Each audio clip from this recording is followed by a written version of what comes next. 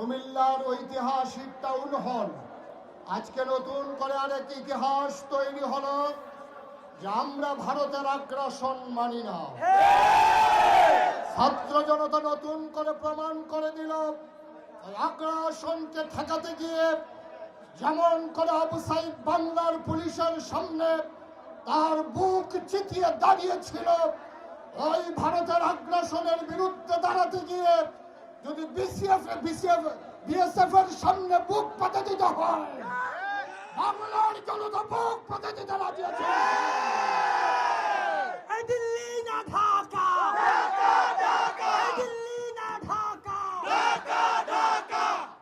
সম্মানিত উপস্থিতি, আপনারা জানেন ভারত আমাদের উজানের দেশ।